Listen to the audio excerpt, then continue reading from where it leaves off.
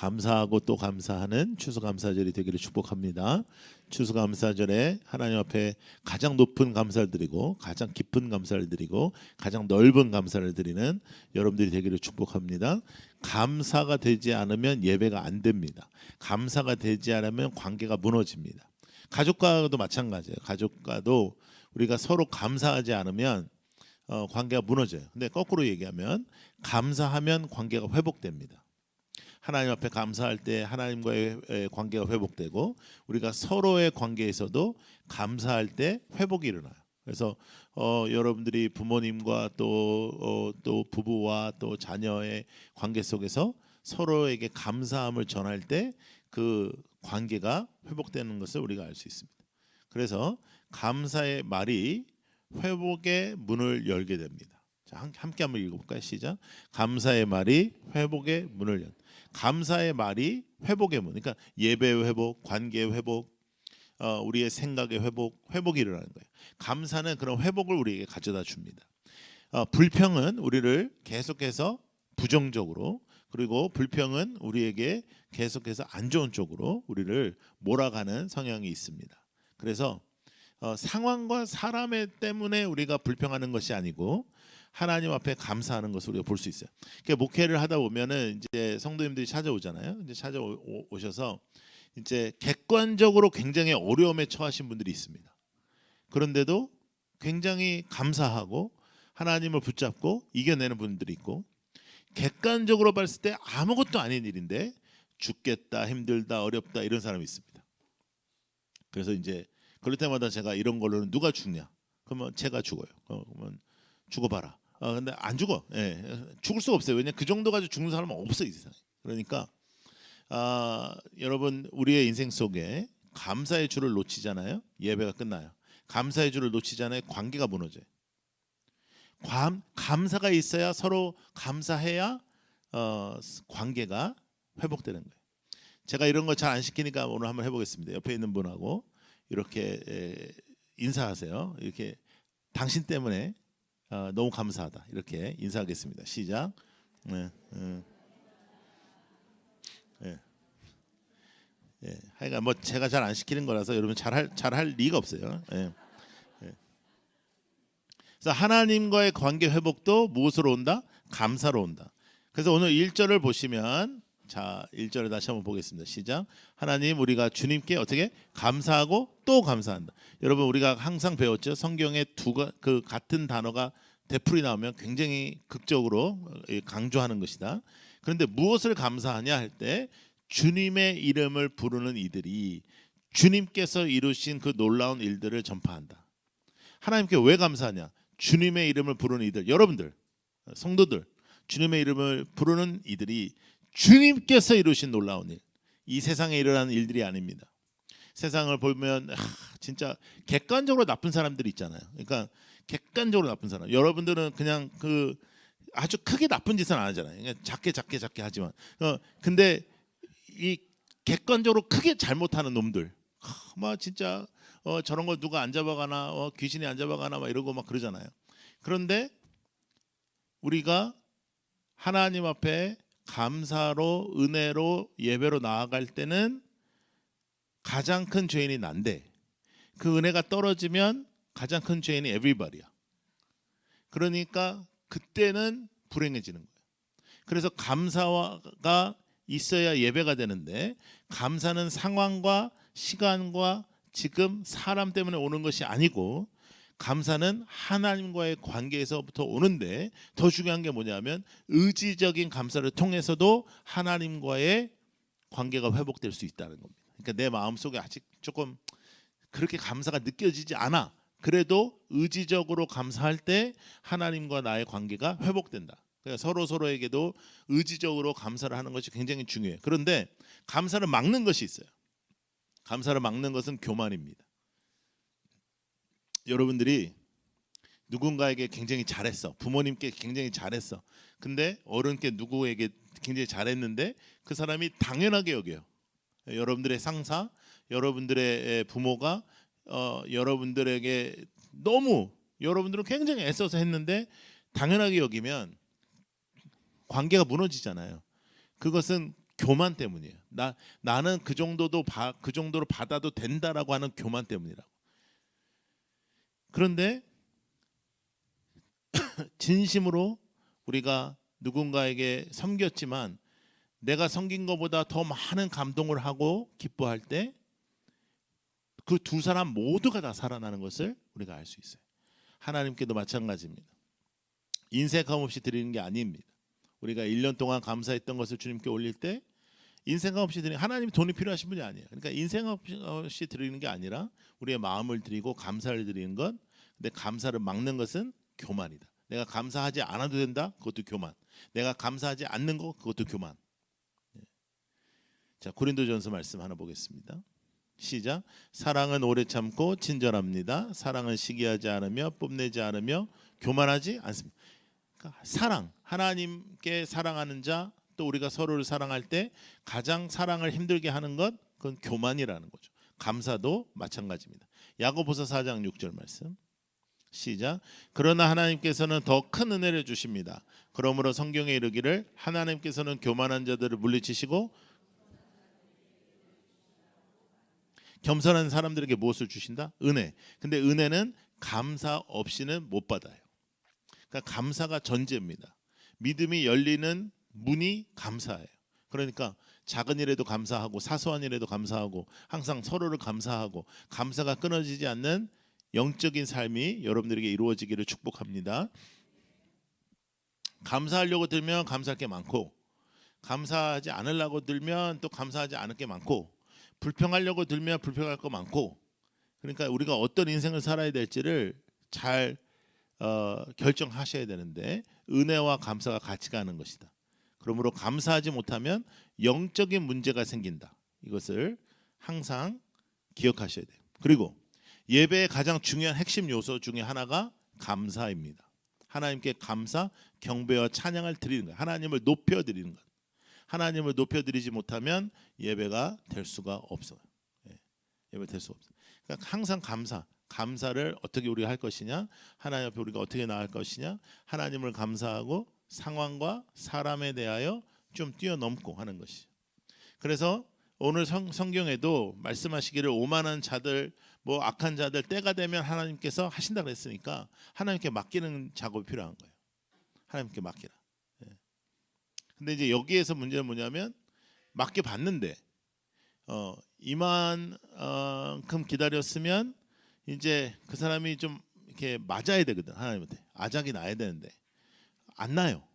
그러니까 이제 실망이 오고 언제까지 기다려야 되나 뭐 이런 생각이 있죠. 근데 여러분 거꾸로 한번 생각해 보시면 그 이유 때문에 여러분이 아작이 안 나는 것입니다. 누군가는 여러분들이 또 안 좋지 않을 수도 있잖아요. 싫을 수도 있잖아요. 그러면 그 사람이 그렇게 하나님 앞에 맡겼어, 여러분을. 근데 하나님은 액션을 취하는 분이라. 그래서 그러면 우리가 완전히 어떻게 되겠어요? 그러니까 은혜로 생각하는 거, 하나님께 아예 맡기는 거예요. 어떻게 되든 말든 그걸 생각하지 말고 맡기고 감사에서 벗어나지 않는 것이 굉장히 중요하다. 감사에서 벗어나지 않는 것이 유일한 방법이다. 이것을 기억하는 것이죠. 여러분 우리가 생각해 보세요. 여러분들이 기도한 대로 딱딱 하나님이 다 응답을 해주셔. 그냥 여러분이 기도하면 탁, 하나님이 기도하면 탁. 그러면 여러분들이 교주가 될 겁니다. 예. 그 교만을 누가 꺾겠습니까? 예. 저도 이렇게 목회를 하다 보면 이제 집회 때도 저는 그런 얘기 많이 하는데 예수님은 그냥 한마디 하면 다 변했거든요. 예수님은 막 삭개오도 만나도 내가 너희 집 갈란다 그러면 삭개오 변하고, 베드로도 밥 먹으라 그러면 얘가 변하고, 다 변했어요. 이렇게 한마디만 하면 그것도 뭐 나를 믿어라도 아니고 그냥 밥 먹으라 하면 변하고, 너희 집 갈란다 하면 변하고. 이렇게 성경을 가르쳐도 여러분 더럽게 안 변하는데 예수님은 그렇게 변했어요. 그래가지고 이제 얼마나 이렇게 말하면 변할까. 근데 여러분 생각해보세요. 제가 말씀을 전할 때마다 여러분들이 그렇게 싹싹싹 다 변하면 저도 교주가 되겠죠. 예. 그러니까 우리가 인생 속에서 살아가면서 왜 내 뜻대로 안 되지? 왜 내 기도대로 안 되지? 그것까지도 감사해야 될 이유가 내 마음대로 다 되면 아무도 나를 주체할 사람이 없어요. 그나마 잘 안 되고 그나마 상황이 나를 좀 어렵게 하고 그나마 내 뜻대로 잘 안 된다는 걸 경험하면서 하나님의 은혜를 우리가 경험하는 거죠. 아, 이거 내 힘이 아니구나. 하나님의 힘이구나. 아, 이건 내 뜻대로 되는 게 아니고 내 계획대로 되는 게 아니라 하나님의 계획대로 되는구나. 그러면서 우리가 살아가는 것이죠. 그러므로 하나님 되심을 감사하는 것, 이것이 믿음의 가장 중요한 일입니다. 예. 다른 것은 중요하지 않다. 내 감정, 내 생각, 이것보다 가장 중요한 것은 하나님이 지금 우리를 다스리고 계시다는 거예요. 그래서 오늘 우리 추수감사절에는 세 가지 방법으로 감사를 하는 것을 생각해 보겠습니다. 먼저 빌립보서 4장 6절, 여러분들이 잘 아는 말씀. 자, 읽어요. 시작. 아무것도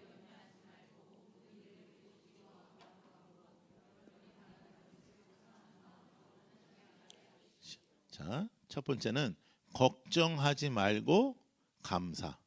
자, 따라해 보세요. 걱정하지 말고 감사. 걱정하면서 감사하지 말고 걱정하지 말고 감사하라. 예. 염려하지 말라고 했잖아, 하나님이. 기도하라고 하나님께서. 염려하지 마라. 기도해라. 그러면 하나님의 뜻이 이루어질 것이다. 하나님의 뜻이.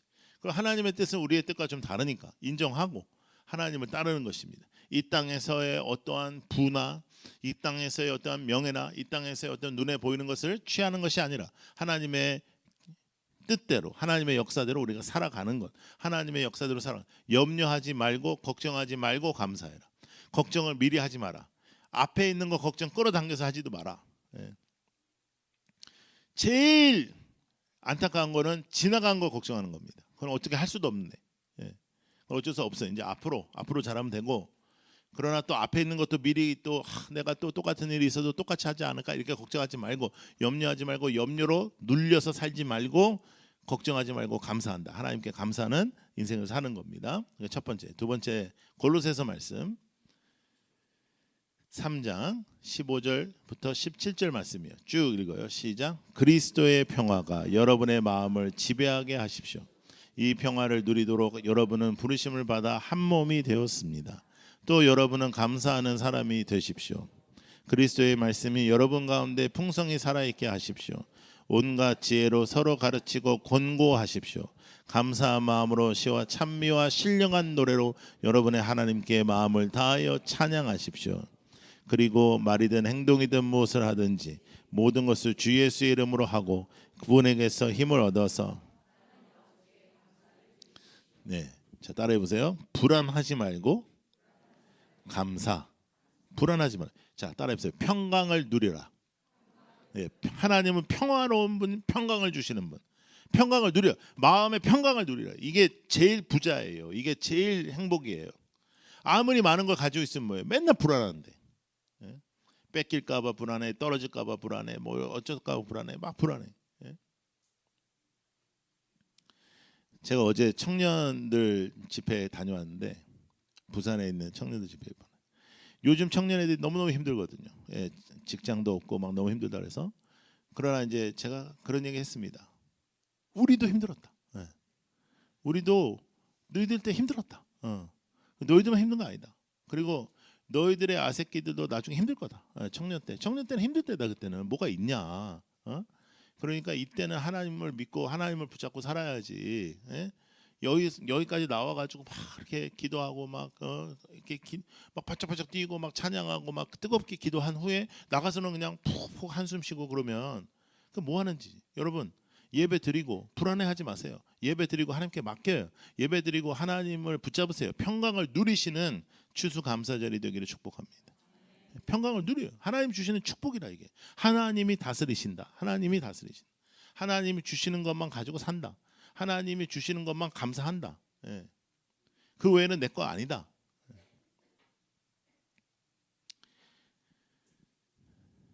여러분들의 인생 속에 만족을 이 세상에 찾으려고 노력하다 보면 여러분들의 당연히 마음속에 부침이 오죠. 이 세상에서 가진 거 많은 사람 많고 이 세상에서 누리는 거 많은 사람 많지. 그런데 가장 행복한 사람은 감사로 여러분들의 인생을 주님 앞에 드려서 하나님이 주시는 평강을 누리는 사람입니다. 평안이 넘치시기를 축복합니다. 마음에 평안이 있어야 돼.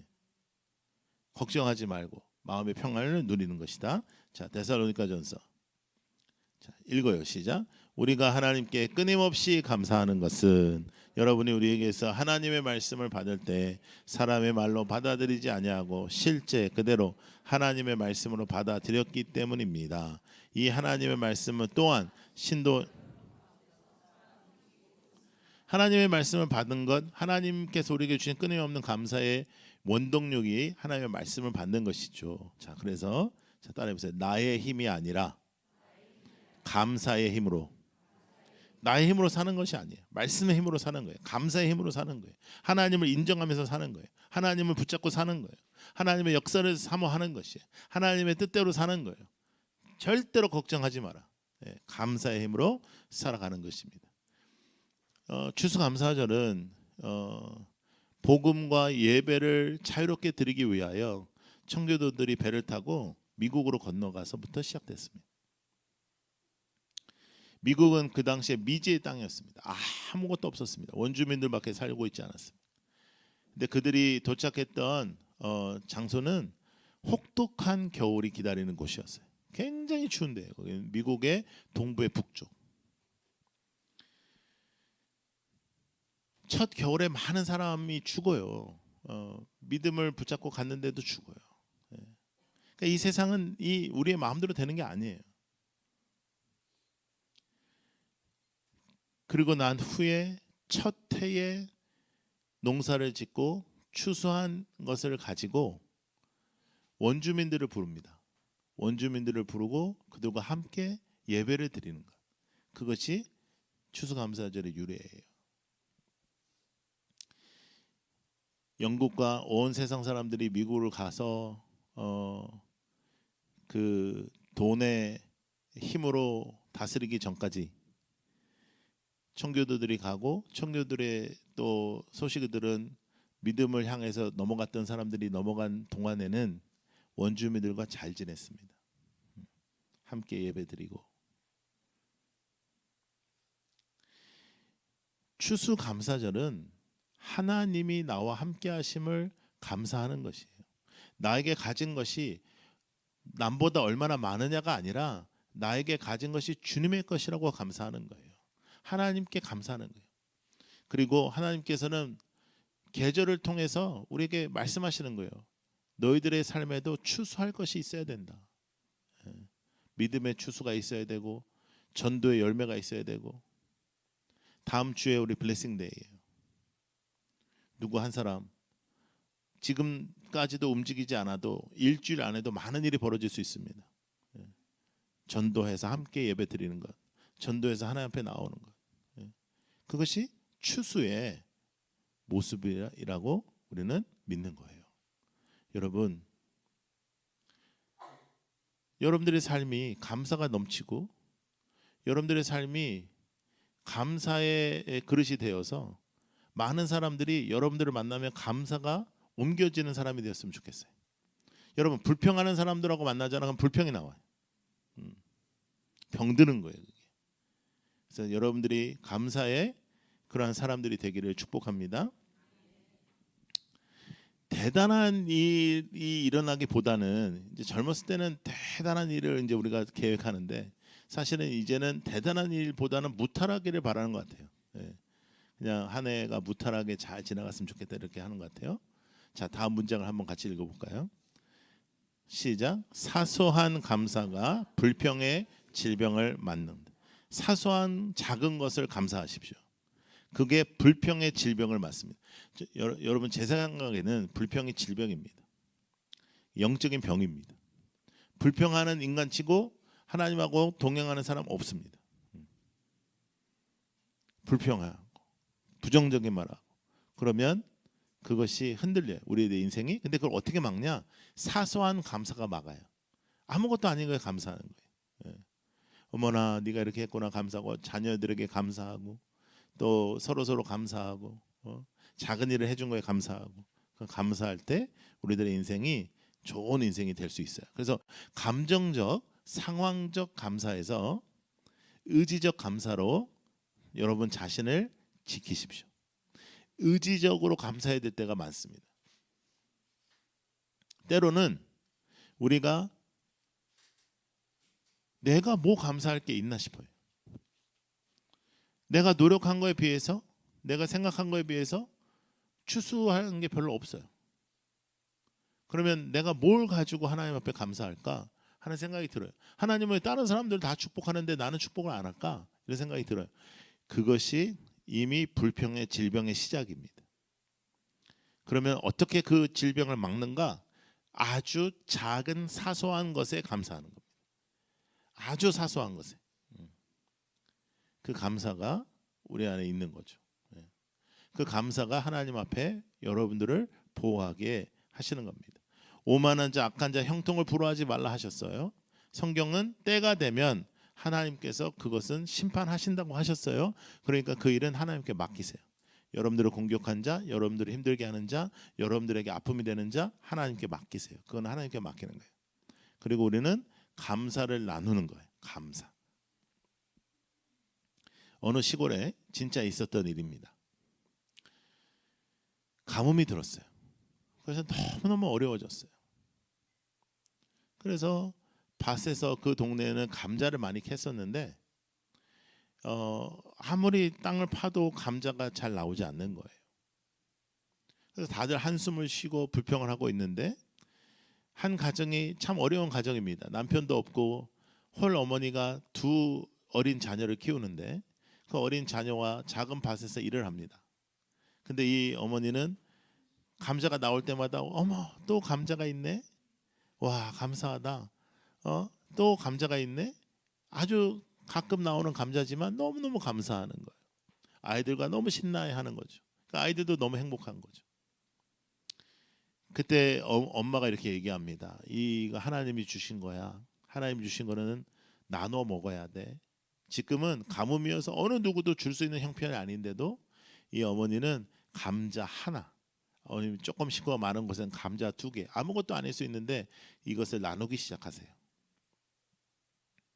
그걸 받은 사람들이 감동하기 시작합니다. 어느 누구에게 줄 수 없다 생각하고 그냥 자기 것만 붙잡고 살던, 생존을 위해서 그랬던 동네 사람들이 자신의 것을 풀기 시작해요. 자신의 것을 나누기 시작해요. 그래서 그 동네가 그 주민들이 그 가뭄을 잘 이겼다는 실제 있었던 일이에요. 감사는 기적을 나타내고요. 감사는 작은 일에서부터 시작하고, 감사는 감사하는 한 사람을 통해서 그 동네도 살아나게 된다는 거죠. 우리가 계산해가지고 딱 해가지고 뭐 이렇게 하면 될 것 같죠. 그렇게 해서 된 적이 어디 있어요. 우리가 인생이 내 마음대로 되질 않는데 하나님께서 다 역사하시고 하나님께서 인도하셔야 되는데, 그래서 그 인도하심 속에서 우리가 이만큼 왔는데도 불구하고 하나님께 감사드리지 못한 것, 우리가 서로를 감사하지 못한 것, 그것을 회개하고 하나님께 감사함으로 나아가는 여러분들이 되기를 축복합니다. 우리 찬양하겠습니다.